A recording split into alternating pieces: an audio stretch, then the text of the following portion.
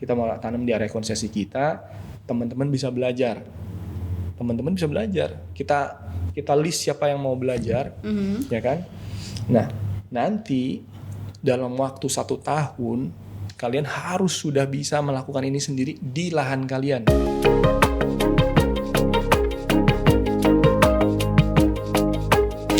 Halo, balik lagi di Sawala. We speak, you evolve. Hari ini bareng gue Benny Yusriza dan ada Siska. Hari ini kita ngobrol sama siapa Mbak Siska? Salah satu alumni kebanggaan dari Paramadina Graduate School. Orangnya sudah duduk di samping, ya. Deng. Ada Mas panggilan sayang dan populernya sih Day Firmansyah gitu ya. Sibuk apa sekarang Mas Day? Sibuk warawiri aja Mbak. Halo, apa kabar Mbak Siska, Ben? Halo, ya. Sup. Ya. Ini cerita nih, saya kan alumni S1 nih Mbak. Ini kalau Day ini kok bisa mau ke S2 kita dulu gimana Nah, Mbak? itu dia. Padahal seingat saya dia S1-nya negeri di UI Ilmu Politik ya, Yes. Mas Day ya. Betul. Kenapa tahun 2015 ya? 2015.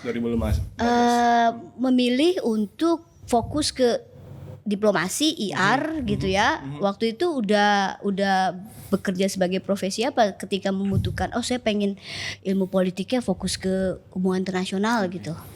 Jadi kalau saya tuh ilmu politik Universitas Indonesia lulus tahun 2006. Habis itu saya kerja as a journalist di salah satu media di tanah air. Nah, kemudian setelah dari jurnalis itu saya berubah haluan karirnya. Berubah haluan karirnya jadi profesional di perusahaan. Nah, perusahaan itu perusahaan nasional, tapi juga banyak berhubungan dengan international partners, sehingga banyak isu-isu internasional seperti terutama trade yang membuat saya tertarik dengan diplomasi dan international relation. Waktu itu sempat sebenarnya mikir untuk kuliah lanjut lagi di UI juga gitu. Hanya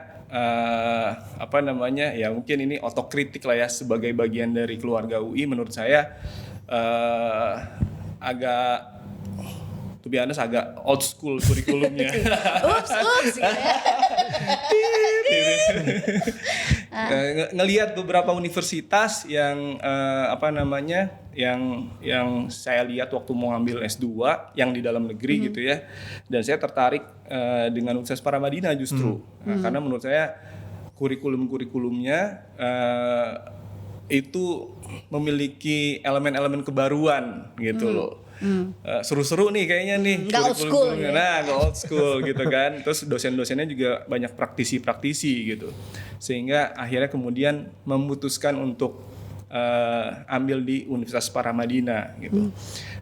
Dan saya nggak menyesal sama sekali, justru merasa bahwa saya improve and enhance dari banyak hal sebenarnya, dari sisi keilmuan, dari sisi praktisnya juga, karena interaksi sama teman-teman dan dosen-dosen atau teman dosen yang passionate dan ribut gitu ya. yang seru gitu. Jadi itu sih sebenarnya sih. Jadi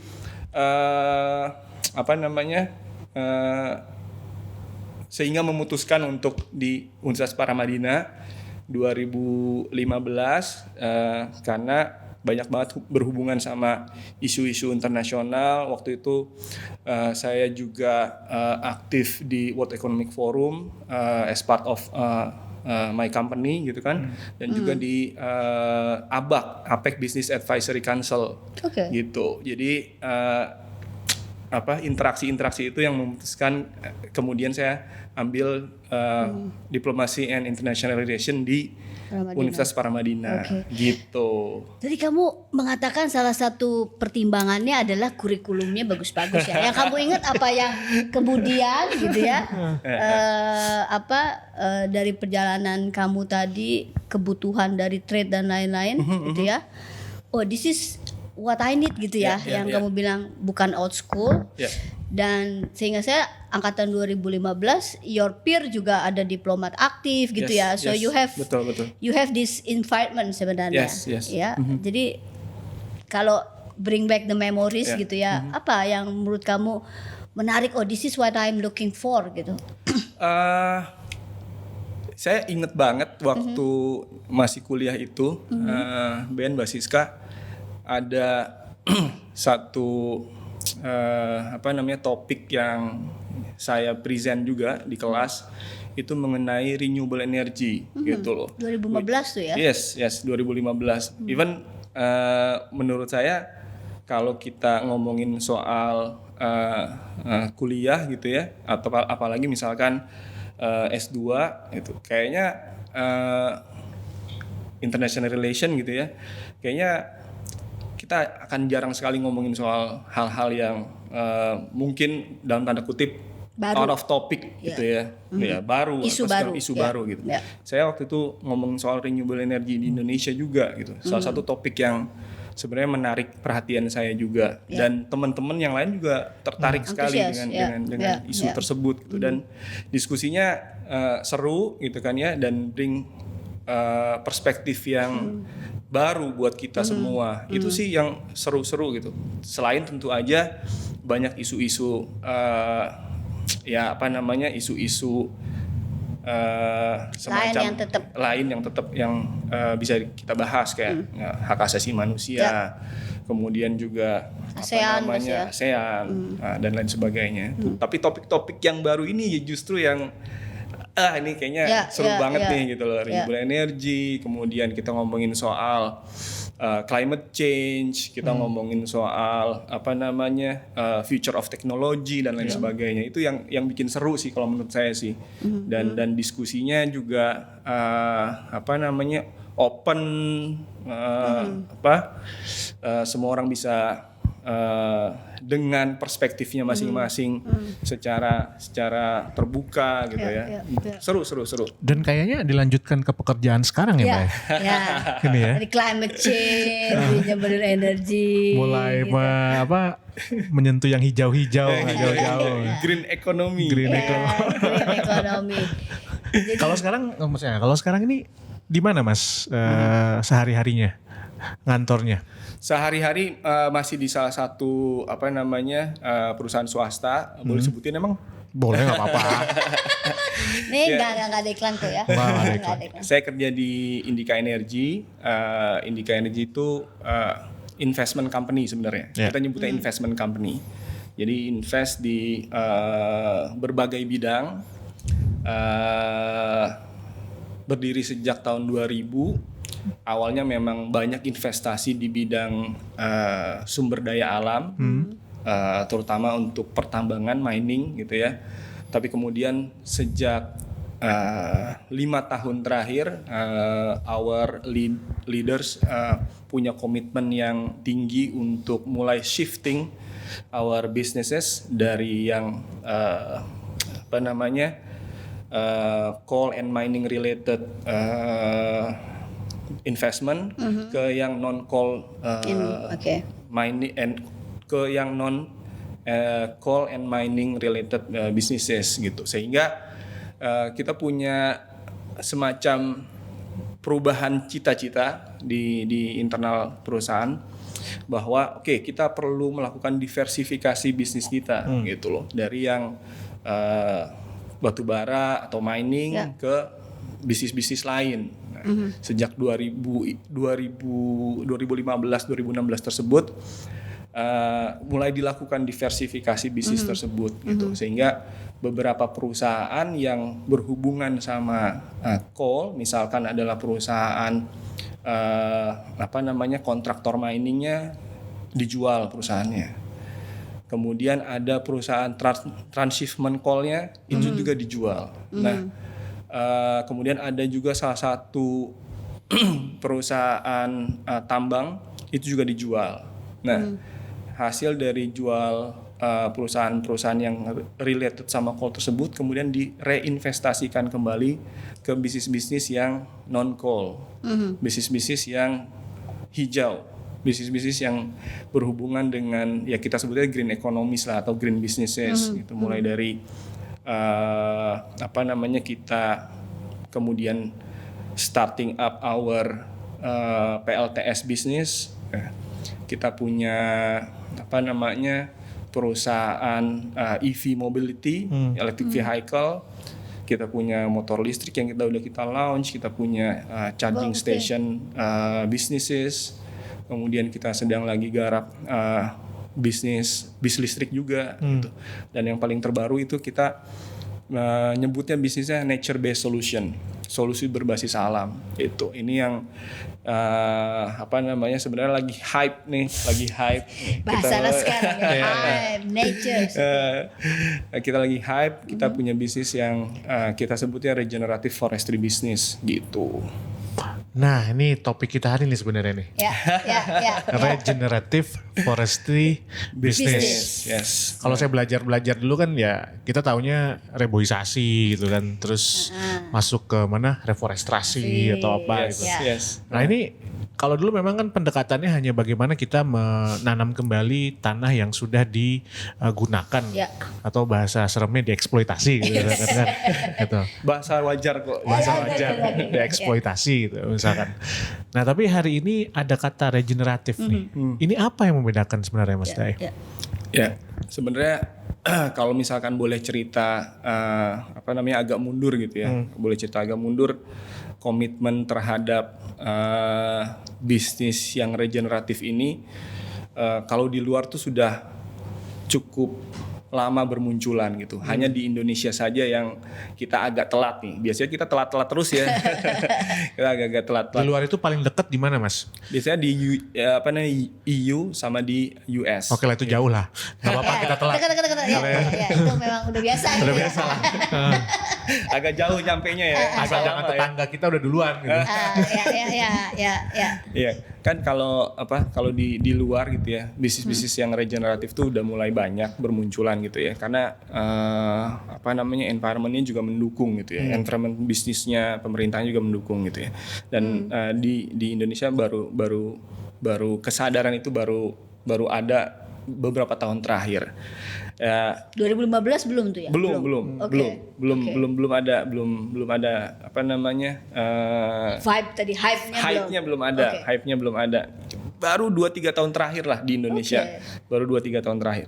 Nah, kalau mau mundur agak lebih jauh lagi sebenarnya kan kita kalau boleh ngomongin soal apa yang terjadi di dunia lah. Kalau boleh ngomongin terjadi di dunia, bahwa kesadaran tentang bagaimana kita mengurangi dampak manusia terhadap perubahan iklim, boleh dibilang harus terus dimunculkan gitu kan ya. Setelah misalkan KTT Bumi di Rio 1992, kemudian yang ada Paris Agreement, kemudian sampai yang sekarang sedang berlangsung misalkan COP28 di Uni Emirat Arab. Itu kan isu-isu tentang bagaimana kita mengurangi dampak manusia terhadap perubahan iklim kan terus dilakukan gitu ya. Nah, regenerative forest business ini adalah salah satu yang ditengarai. Ada banyak studi yang menyatakan bahwa ini adalah bisa jadi salah satu solusi yang tepat untuk mengurangi dampak perubahan iklim. Kenapa bisa seperti itu? Karena kita tahu bahwa hutan sejak mungkin puluhan atau mungkin bahkan ratusan tahun yang lalu gitu ya, setelah dieksploitasi yang tadi Benny bilang dengan cara-cara yang tidak tepat. Tentu dengan perubahan perilaku manusia, kebutuhan manusia akan pangan tentu saja yang pertama, maka muncullah lahan-lahan pertanian, lahan-lahan perkebunan yang udah pasti akan membuka kawasan hutan. Kemudian kebutuhan manusia akan papan, perumahan dan lain sebagainya juga membutuhkan kayu yang sangat besar gitu kan ya, yang sangat besar. Itu akan merubah landscape hutan yang ada secara gradual, baik itu dalam kuantiti yang kecil maupun yang besar gitu ya.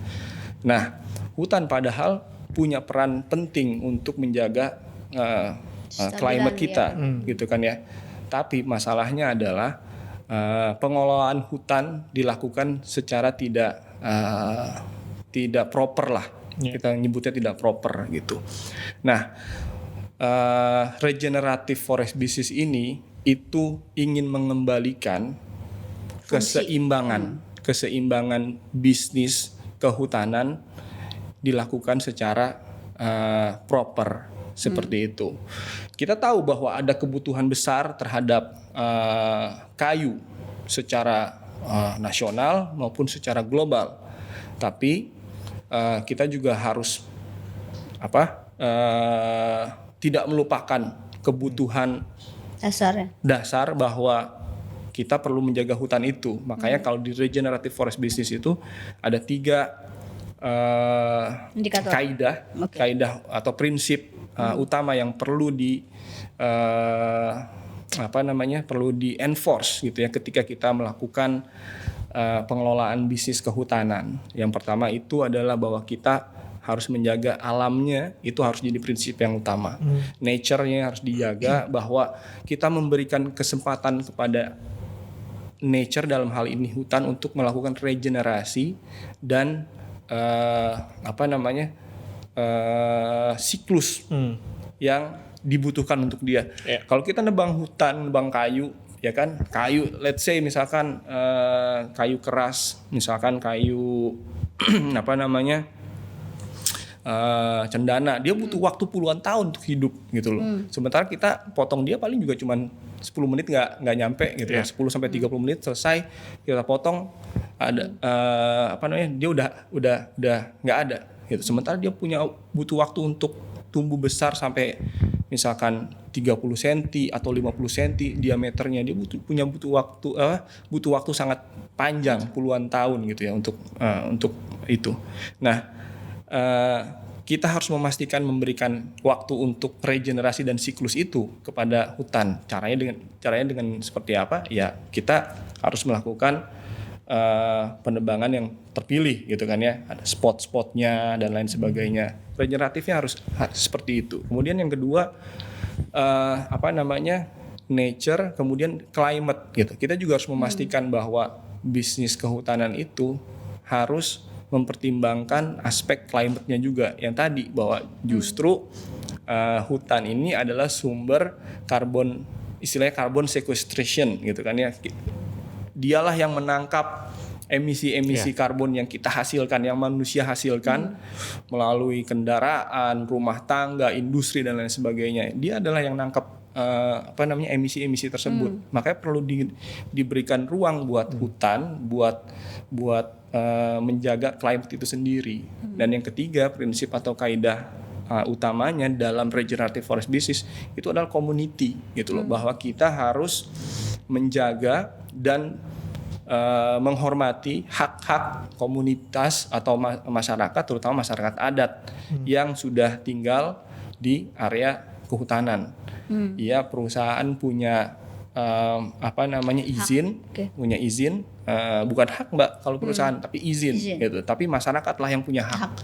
Oleh sebab itu kita harus menghormati hak dari masyarakat setempat, apalagi masyarakat adat yang punya yang dia secara turun-temurun menjaga adat istiadatnya dia, menjaga agama dan kepercayaannya dia, bahwa hutan adalah rumahnya mereka. 3 prinsip kaidah utama itulah yang mendasari dari regenerative forest business itu sendiri. Dan sebenarnya walaupun agak terlambat yang tadi kita bilang, tapi pemerintah juga sudah sudah mulai aware dengan adanya regenerative forest business ini. Nanti kita bisa elaborasi lagi sih sebenarnya gitu. Tapi tadi kalau Mas De bilang tadi baru 2-3 tahun belakangan.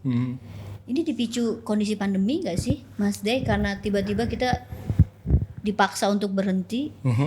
Terus banyak narasi kan waktu itu, oh nggak ada polusi, cuaca jadi bagus gitu. Orang baru sadar tuh, oh betapa pentingnya punya udara yang sehat. Iya. Atau pas pandemi bisnis berhenti, wah ini ada kesempatan buat refleksi. Ya, anyway.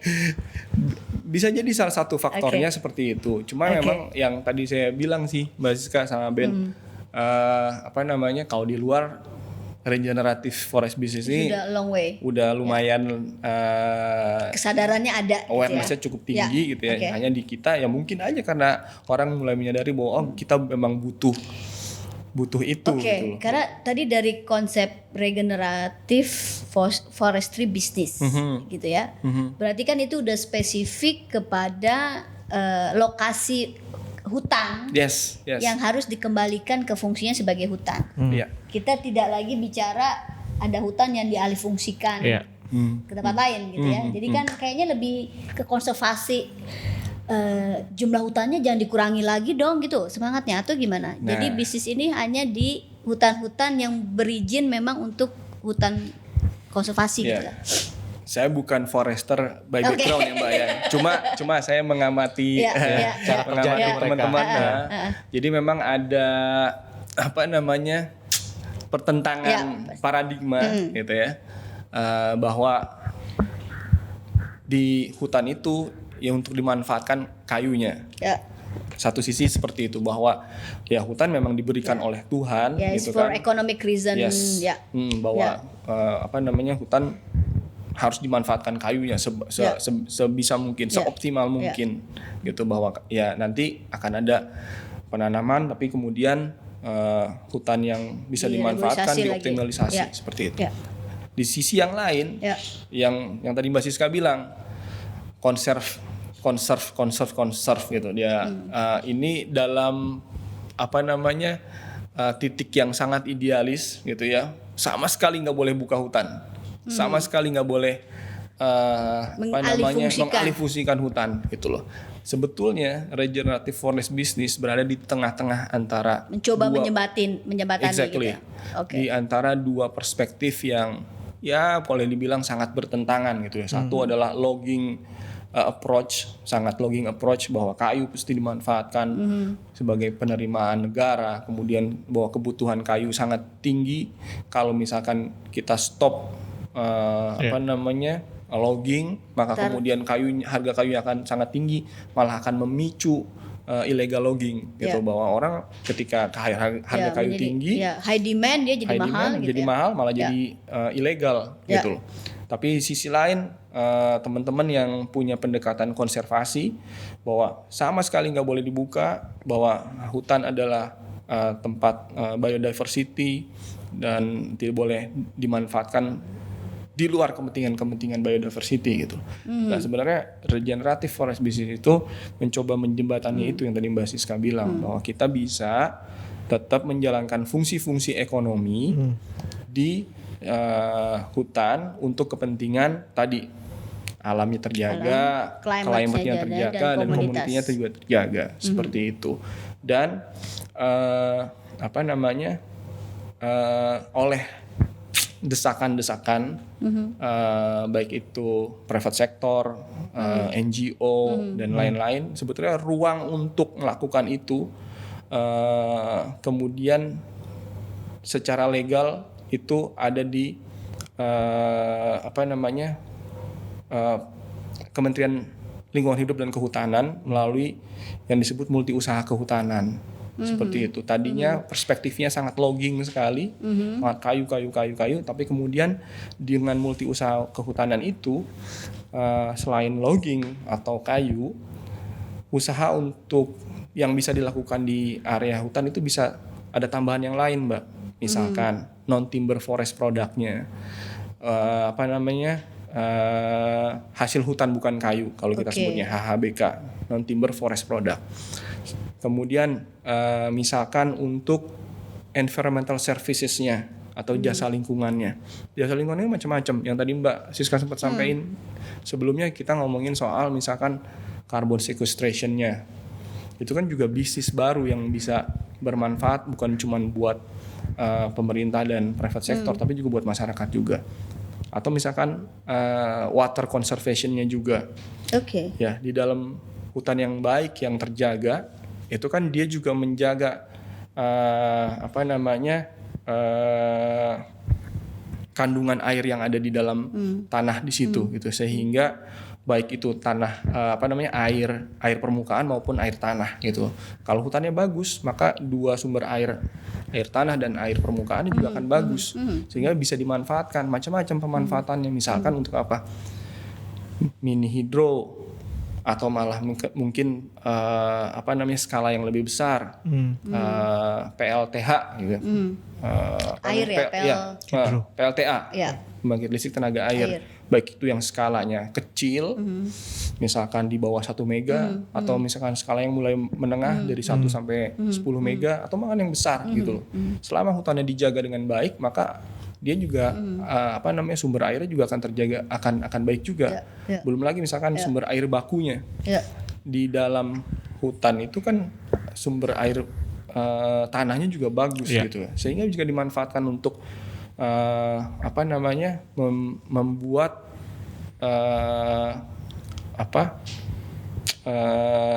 kawasan hutan tersebut bisa menghasilkan bisnis dari bukan kayunya tapi airnya gitu loh. Kemudian misalkan dari agroforestry-nya. Agroforestry itu justru mengenhance keanekaragaman tanaman hutan gitu. Kalau misalkan di kawasan terutama ya misalkan kawasan yang sudah terlanjur terbuka gitu ya. Nah, agroforestry itu akan mengenhance kawasan tersebut gitu ya. Kita bisa tanam sumber-sumber pertanian yang juga climate positif. Misalkan di dataran tinggi bisa tanam kopi, di dataran rendah kita bisa tanam coklat. Kopi juga bisa sih. Kopi juga bisa, ya tergantung kopinya kan, Arabica atau Robusta. Gitu kan. Nah, tapi mainly misalkan kalau di dataran tinggi ya sayang kalau misalkan kita tanam yang Robusta gitu kan, kita tanam yang Arabica. Nah, dua komoditi ini cuma contoh dua komoditi aja ya. Kita belum ngomongin komoditi yang lain. Dua komoditi ini climate positif Mbak Ben gitu loh. Artinya dia mengenhance struktur tanahnya, mengenhance juga tutupan lahan dan lain sebagainya gitu loh. Kemudian kita bisa ngomongin tuh ya, minum kopi. Ya, minum kopi. Nah, sering-sering ya. Climate positif kita udah membantu climate nih. As long as prosesnya regeneratif Ben gitu. Kopi diseduh bukan disobek. Ya. Jangan pakai sasetan ya. Jadi menarik nih. Tadi kita ngomongin regeneratif sebagai advancement dari konsep sebelumnya. Ya, dari yang cuma rehabilitasi dengan nambahin ada checklistnya gitu ya. Nature, terus dia juga harus climate dan komunitas. Terus digabung dengan kata bisnis nih. Ya kan berarti kita ngomongin insentif ya. Ngomongin insentif, yang satu lagi komunitas gitu. Nah, kalau kita bicara tentang insentif terhadap climate business tadi ya. Kan ada dua aktor yang belum kita omongin nih. Dari tarik-tarikan antara yang konservatif sama yang logging. Ini posisi pemerintah dan bisnisnya sendiri gitu ya. Tadi udah di spill out tuh. Salah satu 3 insentif dari jangan fokus ke logging itu ada lagi exactly betul. Kan gitu ya. Multi usaha kita ngomongin. Multi usaha gitu ya. Tapi kan di Indonesia ini kan sangat ada desentralisasi pemerintah daerah gitu ya. Soal misalnya letak hutan, ada kasus nggak misalnya dia berbatasan dengan beberapa wilayah kabupaten atau provinsi gitu ya, sehingga regulationnya bertumpuk gitu. Belum lagi kita ngomongin tentang pusat dan daerah gitu ya di satu sisi. Terus kedua juga ada skema bisnis gitu ya, antara yang bisnis besar sama bisnis kecil lah gitu. Dari pengalaman saatnya Day gitu ya, kira-kira dalam implementasi do skema gitu ya, checklistnya tantangannya di mana biasanya Day? Iya, sebenarnya gini ya, kalau kita ngelihatnya bahwa as long as kita punya strategi yang baik gitu ya, maka kemudian ketika kita komunikasikan baik itu ke level pusat, pemerintah pusat misalkan dalam hal ini KLHK, atau di level lokal misalkan pemerintah kabupaten gitu ya, dan kita yakin bahwa apapun bentuk kolaborasinya, selama strategi yang kita mau lakukan itu adalah strategi yang baik, kita punya optimisme bahwa itu bisa dilakukan gitu. Dan kita juga melihat bahwa pemerintah baik itu di level pusat maupun di level daerah juga mengakui bahwa mereka punya keterbatasan gitu ya. Nah, keterbatasan tersebutlah yang harus kita bantu gitu. Misalkan apa? Misalkan bahwa di satu area konsesi kita yang sekarang kita sedang ada di salah satu area di Kabupaten Pasir, Kalimantan Timur, kita tengah menerapkan yang namanya yang tadi regenerative forest business di daerah tersebut gitu ya. Dan komunikasi yang kita lakukan baik di level pusat maupun di level daerah sangat intens gitu ya.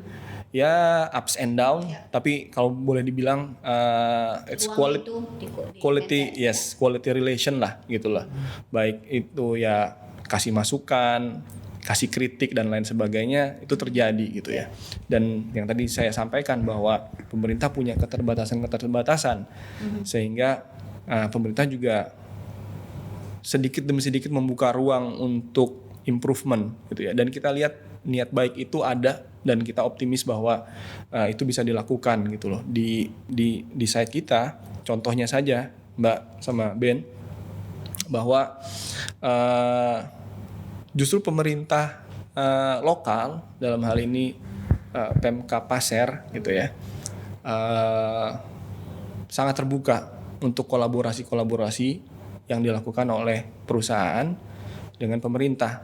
Tapi juga pemerintahnya punya pendekatan yang mirip-mirip sama kita. Mereka minta melibatkan masyarakat, gitu. Mereka minta melibatkan masyarakat karena ya again keterbatasan pemerintah untuk membantu masyarakat, maka perusahaan juga didorong untuk bisa meningkatkan taraf hidup masyarakat di area tersebut, gitu. Menurut kita ini satu hal yang sangat baik, gitu ya, satu hal yang sangat baik sehingga itu mulai bisa kita lakukan gitu. Walaupun pada awalnya ya kita perlu building trust kepada masyarakat gitu loh, terhadap bisnis model apa yang mau kita lakukan di area tersebut. Karena mungkin masyarakat punya trauma terhadap masa lalu ya, trauma masa lalu, bisnis model yang lain yang dilakukan oleh sebelumnya gitu. Udah itu pernah sih. ada upaya-upaya sebelumnya yang ternyata quote and quote mungkin gagal gitu ya. Iya.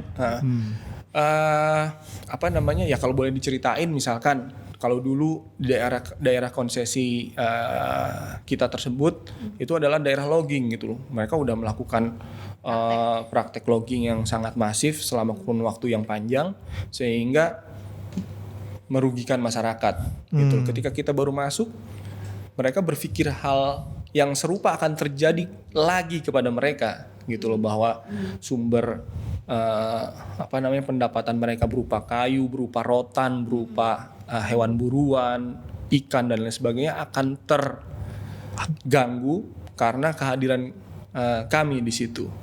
Makanya kami sampaikan bahwa bisnis model kami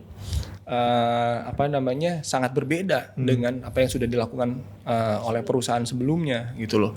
Kita jelasin mengenai regenerative forest business dengan cara-cara yang sangat sederhana sehingga mereka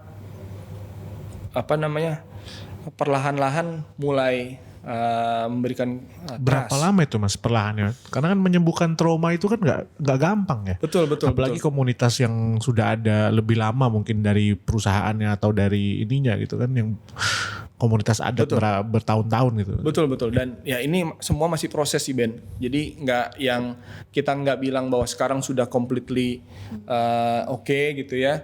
Tapi prosesnya terus berjalan gitu ya. Prosesnya terus berjalan.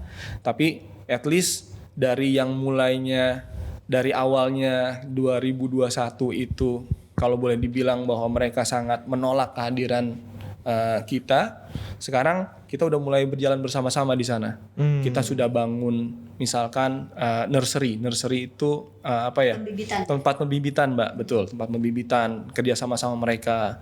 Kita bikin pembibitan tanaman-tanaman untuk tanaman kayu ataupun tanaman-tanaman yang lainnya yang kita rencanakan, yang tadi kita diskusi misalkan kopi, coklat, atau tanaman-tanaman essential oil yang sekarang juga punya pasar yang sangat besar di luar negeri gitu loh. Bahwa kita introduce ke saudara-saudara kita di sana bahwa kita ingin membangun ini sama-sama sama masyarakat gitu loh. Oh, berarti perusahaan atau investasi ini modelnya juga sampai kepada off-takernya dicarikan gitu. Exactly. Makanya yang selalu dikhawatirkan sama masyarakat ketika ada perusahaan atau pemerintah masuk ke satu daerah, kalian tanam ini ya, tanam sudah panen nggak ada yang beli. Siapa yang beli? Betul, nggak ada yang beli. Tapi di foto tapi foto udah berhasil ditanam, tapi nggak berhasil dijual. Nggak berhasil dijual. Nah, pendekatan kita beda sekali. Regenerative forest business itu nggak bisa kayak gitu. Justru kita harus make sure bahwa the whole value chains itu kita jaga gitu loh. Dari mulai pembibitannya dilakukan dengan cara-cara yang baik, kita tidak menggunakan kimia yang berbahaya ya. Kita tidak menggunakan pestisida, kita tidak menggunakan bahan-bahan yang non organik. Kita menggunakan apa? Kalau misalkan teman-teman nanti bisa riset kecil-kecilan, kita menggunakan namanya biochar. Biochar itu biocarcoal namanya kan, biochar gitu.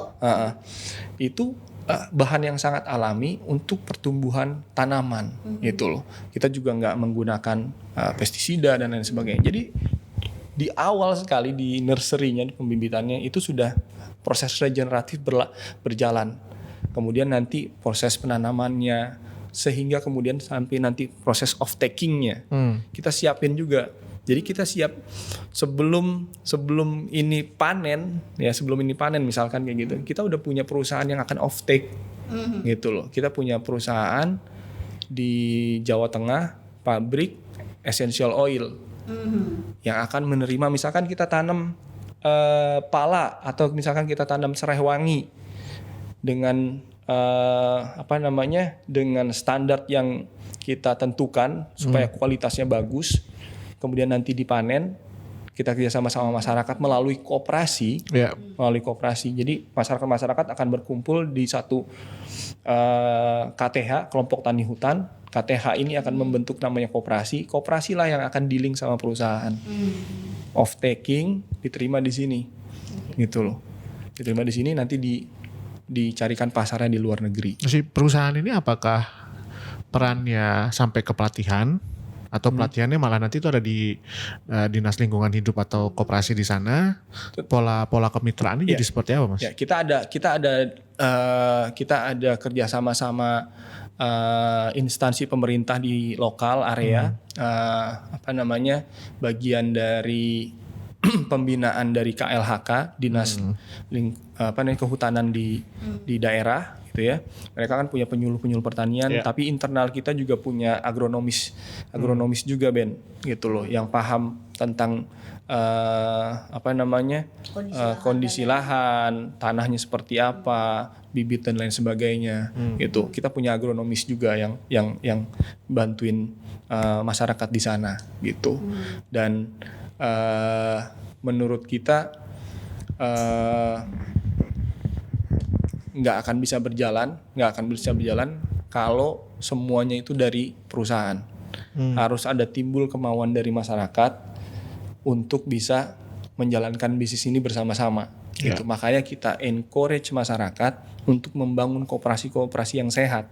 Gitu. Kita minta masyarakat juga berperan aktif untuk mengembangkan bisnis ini gitu loh. Tentu ini bukan jadi prioritas utama dulu gitu, karena mereka punya pekerjaan yang lain. Tapi secara bertahap kita introduce bahwa ini loh hitung-hitungannya teman-teman gitu loh, bahwa kalau misalkan kita tanam ini kopi misalkan, maka dalam jangka waktu yang panjang 5 tahun atau 10 tahun, kita nggak ngomongin soal jangka pendek ya Ben, karena kita mikirnya jauh ke depan gitu loh, bahwa masyarakat harus dikasih pemahaman bahwa ini adalah usaha yang sifatnya jangka panjang gitu. Kita mau ngomongin bahwa ini bisa buat tabungan anak-anaknya nanti kuliah gitu loh. Anak-anak dari sana harus punya kesempatan untuk mengenyam pendidikan yang lebih baik gitu. Makanya ini ada bisnis, hitung-hitungannya gini loh, bahwa kalau kita tanam misalkan komoditi A dalam jangka waktu 5 tahun, breakdownnya per tahun seperti apa gitu loh, dengan kualitas yang kita tentukan dan off taking mekanisme yang kita tentukan juga, ini akan begini. Sangat detail teman-teman. Di perusahaan kami melakukan itu by research, by data, dan kita secara terbuka menyampaikan ini kepada masyarakat bahwa ini pendekatan yang baru, bisnis model yang baru, regenerative forest business ini, atau gampangnya multi usaha kehutanan lah gitu kan ya.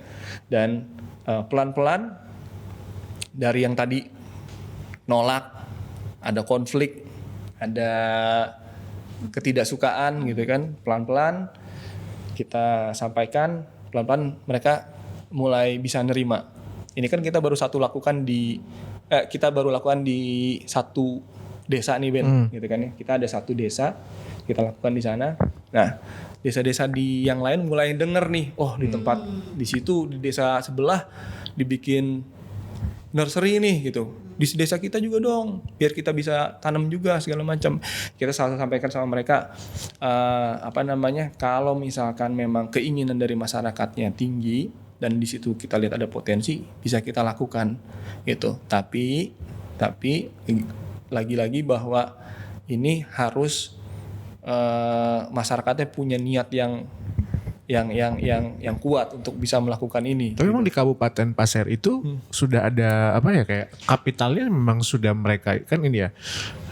Kadang-kadang menumbuhkan jiwa entrepreneur aja udah sulit, ini entrepreneur dan keberlanjutan lingkungannya gitu. Menarik. Tapi di Kabupaten Pasirnya memang sudah ada modalitas itu, sudah punya modal society-nya itu. Menarik Ben, gini. Kabupaten Pasir itu kalau boleh dibilang cukup diverse, iya masyarakatnya gitu ya. Memang ada suku asli ya kan, tapi juga banyak pendatang. Sejak tahun 90-an ada banyak sentra-sentra transmigrasi di Kabupaten Pasir yang set up oleh pemerintahan Soeharto pada waktu itu. Gitu. Salah satunya bahkan ada di area konsesi kita, desa transmigrasi gitu ya. Dan multi etnis di sana, multi etnis gitu. Dan menarik kalau ngobrol sama teman-teman warga asli di sana, mereka bilang gini ke kita. Nah, kita itu ngerasa bahwa alam ini jadi bagian dari hidup kita gitu ya. Ya kita menerima ini dengan bahagia lah gitu. Tapi kemudian kalau misalkan ada orang lain datang ke tempat kita dan memberikan sesuatu yang baru, yang baik gitu, mereka akan terpacu. Oh, mereka punya bikin ini nih, nanam ini gitu kan. Aku juga mau ikutan gitu loh. Modalitas itu ada gitu loh, bahwa mereka masyarakat yang dinamis juga gitu loh. Ketika ada teman-teman yang datang transmigran dari Jawa atau dari Sunda pada waktu itu, kemudian mereka bikin sesuatu yang baru, misalkan tanam komoditas tertentu. Mereka mau belajar juga, mereka mau ikutan gitu. Artinya modalitas ingin maju Modalitas gitu ya. ada di saudara-saudara kita di sana juga gitu. Gitu. Ya, tadi kalau dari ceritanya Mas D ada 2 kata kunci ya, kolaboratif gitu ya, dan prosesnya harus walaupun lama gitu ya, itu yang penting gitu ya. Kalau kita bicara strategi gitu ya, tetap kan namanya bisnis gitu ya.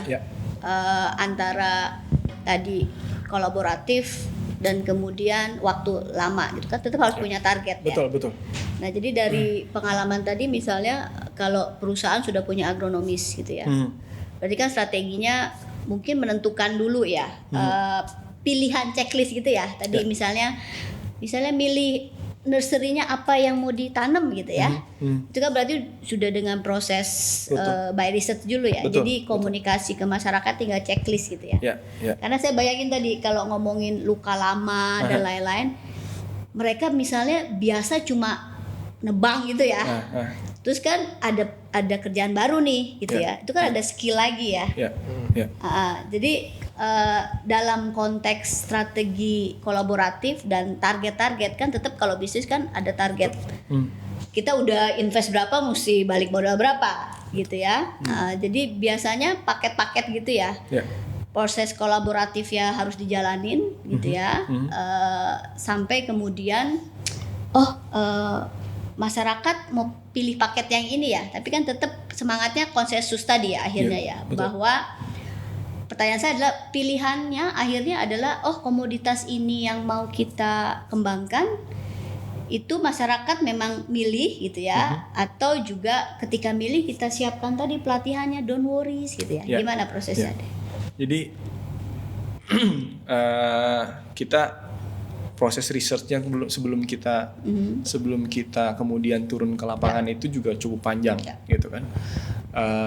Kita menentukan komoditas mana yang akan kita tanam di sana, jadi opsi-opsi yang bisa kita tanam di sana itu melalui 2 proses besar sebetulnya. Pertama adalah market research-nya dulu.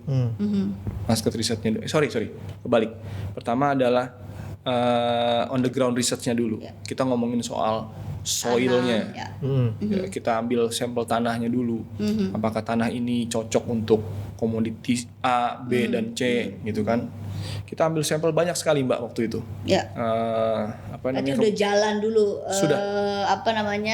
Steam ini gitu ya. Yes. Kita sambil paralel kita juga market research. Market research kita lakukan komoditi mana nih yang saat ini bisa ada take off-nya itu ya. Ada take off-take-nya ya kan. Tapi juga dalam jangka panjang punya potensi tetap grow. Gitu loh. Kita mikirin itu juga. Jangan-jangan sekarang bagus tapi 5 tahun lagi dia udah turun gitu loh. Kita mikirin itu juga. Nah, 2 riset dilakukan secara paralel. Nah, kemudian kita sampaikan, tapi juga kita bilang sama masyarakat bahwa masyarakat berdasarkan berdasarkan pengalaman masyarakat. Nah, kita tanya ke mereka Mbak, bahwa mereka punya insight apa buat kita. Mereka kasih insight juga ke kita. Mereka bilang waktu itu, saya ingat banget, kalau vanili itu salah satu komoditi yang sangat high value ya. Tapi prosesnya tidak mudah. Proses untuk polinasi dan lain sebagainya tidak mudah gitu. Kita sampaikan ke mereka. Mereka bilang kita belum punya pengalaman sama sekali soal vanili. Tapi kita bilang kita punya pasarnya. Tapi kita bisa juga bantuin nanti. Gitu. Nggak usah khawatir gitu ya. Nggak sampai gitu. Enggak sampai gitu. Cuma mereka bilang vanili itu pohonnya kayak gimana sih gitu kan. Mereka nanya, kita kasih tahu ya kan vanili itu gini. Kita ada videonya, kita kasih tahu. Loh, mirip sama pohon lada ya? Mirip. Polinasinya mirip. Wow, Mereka, kalau gitu saya paham. Gitu loh. Memang mirip. Agronomis kita bilang mirip. Gitu. Mirip cara cara polinasinya, mereka hanya bisa polinasi pada waktu pagi Ya, hari, gitu kan, windownya ya, juga ya. sempit gitu kan.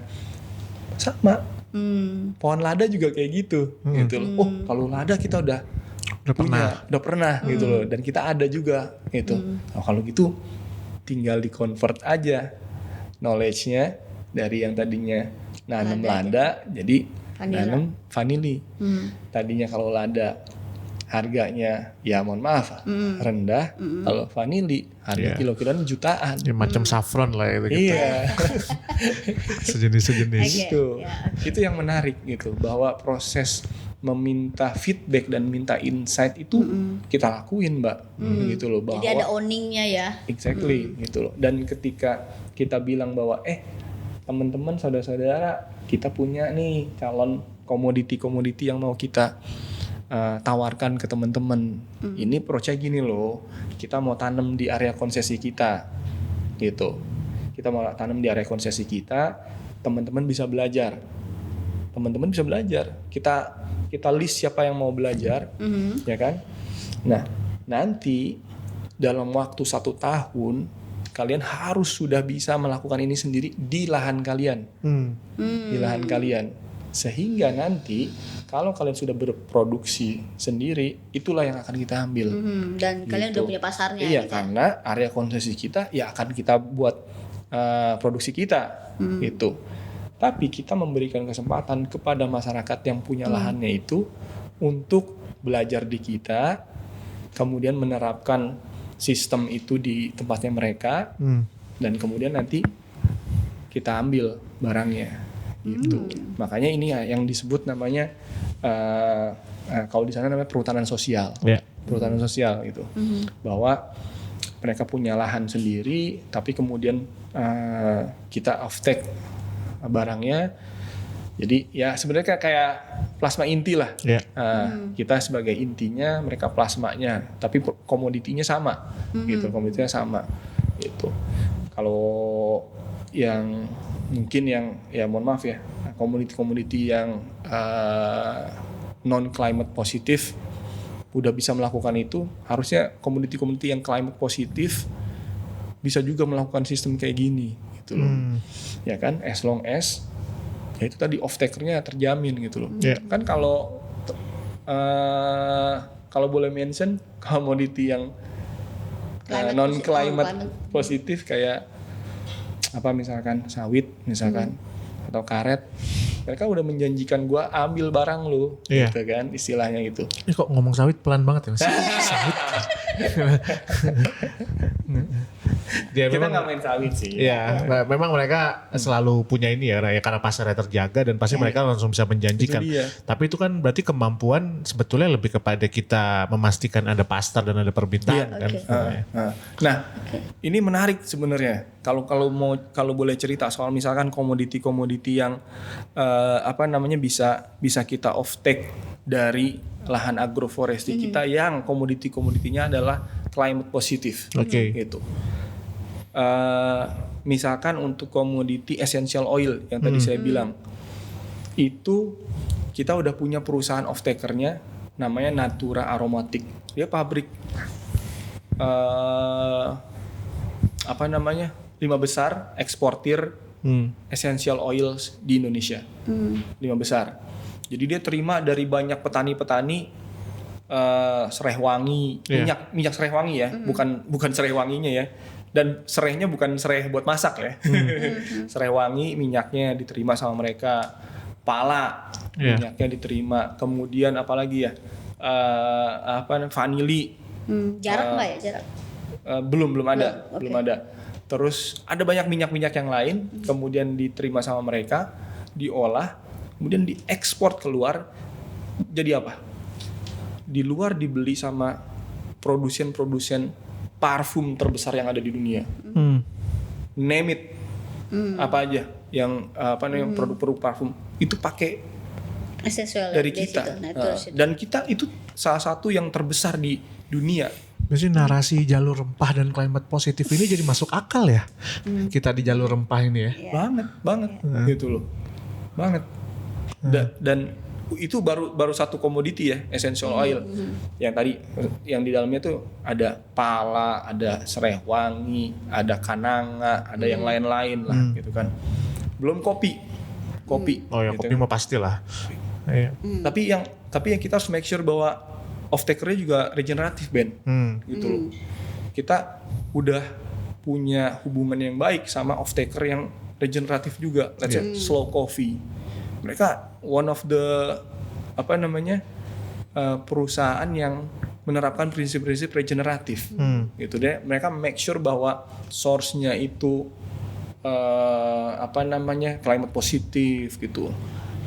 Banyak perusahaan kopi yang mengklaim bahwa mereka sourcing dari sumber-sumber yang climate positif, padahal pada kenyataannya tidak. Bener Mas, biasanya Mas. Dia punya tanah 5 hektar, 1 hektarnya climate positif. 4-nya lagi enggak. Itu Yang penting dia. ada 1 hektarnya ya. Climate positif. Itu dia. Yeah. Tapi yang slow coffee ini mereka memang make sure itu gitu loh. Dan kita memberikan jaminan kepada partner kita bahwa ini climate regeneratif, ini climate positif gitu. Ya menarik karena tadi Benny sempat bring out tentang jalur rempah tadi ya. Yeah. Nah sebenarnya ini ada diskursus menarik tentang dari dulu komoditas kita memang sudah dicari di pasar global gitu ya. Kalau dulu kan pala gitu ya, itu lebih kepada makanan itu ya, spicy gitu ya. Yes. Dan salah satu diskursusnya adalah balik lagi dulu cara mereka ngambil komoditas itu sangat eksploitatif, Ya, betul. gitu ya. Jadi ngapain kita mengglorisasi jalur rempah yang sangat eksploitatif? Glorifikasi. Ya glorifikasi ya, sorry. Mengglorifikasi. Tapi dengan konteks dikonstruksi naratif ini sebenarnya kan bisa kita bikin jalur yang lain, ya narasi jalur yang lain bahwa ada komoditas esensial tadi. Yang sebenarnya kita tawarkan bisnis modelnya dengan nggak eksploitatif loh, gitu ya. Bisnis modelnya dengan regenerasi gitu. Sekarang kan the power of narrative very much, gitu ya. Betul. Jadi ada diskursus udah jangan lagi pakai jalur rempah masa lalu gitu ya. Kita harus bikin yang sekarang. Menurutnya gimana tuh? Terakhir kali itu Mas. Soalnya kalau kita lanjutin panjang nih. Mungkin tambahan dari saya, ini sekalian nanti jawab pertanyaan Mbak Ica juga adalah seberapa potensial nih kita. Ini kan Mas Doi baru di Kalimantan ya. Se-Indonesia nih seberapa potensial kita mengembangkan model regeneratif itu nantinya. Terakhir dari Kamil maksudnya. Yang pertama yang dari Mbak Ica soal the new jalur rempah gitu kali ya. Saya setuju banget sih. Ya, ya sebenarnya komoditinya sama yang dulu gitu loh. Cuman bentuknya aja beda gitu loh. Kita itu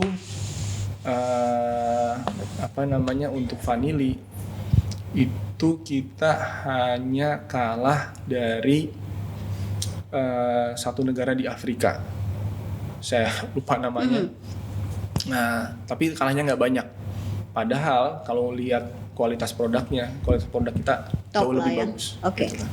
Belum lagi misalkan essential oil yang lain, kita itu kalau enggak nomor 1 pasti nomor 2 gitu loh. Total ekspor kita ke luar negeri itu mainly ke Eropa, ke Asia, China tentu aja, sama India gitu kan ya. Itu mungkin kalau di hitung-hitung ya 5 besar eksportir essential oil kita itu mungkin jumlahnya bisa mencapai mungkin 6 sampai 7 7.000 ton per tahunnya. Itu masih kecil banget loh. Potensinya tuh jauh lebih dari itu gitu loh. Perusahaan kita sendiri itu masih di bawah 1.000 ton per tahunnya gitu. Perusahaan yang nomor 1 yang di Indonesia itu sekitar 3.000 ton. Jadi room for improvementnya tuh masih jauh, masih besar sekali. Dan sourcingnya itu sementara ini kalau ngomongin soal area sourcing dari perusahaan yang punya kita aja ya, kita nggak ngomongin dari yang lain, itu baru dari Sumatera, Jawa, Sulawesi, dan sedikit di area timur. Kalimantan belum ada sama sekali sourcing dari Kalimantan. Potensinya buat kalau internal kita ya, Kalimantan masih sangat terbuka. Kita mengembangkan komoditi-komoditi yang climate positif untuk mendukung regenerative forest business yang ada di Kalimantan gitu. Kita tahu bahwa upaya-upaya untuk merestorasi hutan di Kalimantan itu terus dilakukan oleh pemerintah, tapi nggak cukup gitu loh, nggak cukup. Perlu lebih banyak orang, private sector, NGO, dan saya punya banyak sekali teman-teman NGO yang sedang melakukan upaya-upaya itu juga gitu, dan optimisme itu tinggi sekali. Saya ngerasa bahwa Kalimantan itu harus tetap jadi paru-paru dunia, dan bisa dilakukan dengan komoditi-komoditi yang climate positif untuk mengembangkan regenerative forest business itu sih. Oke, ini terima kasih banyak nih Mas. Seru banget ya, seru banget. Thank you. Ada kata-kata menarik yang kita belajar, ada Konsep baru, climate positif. Berarti ada yang climate negatif. Tinggal belum dieksplor. Kapan-kapan kali ya. Kita bisa ngobrol itu.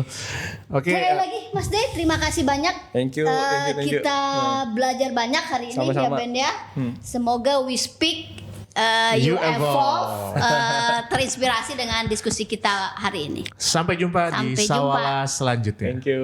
Thank you.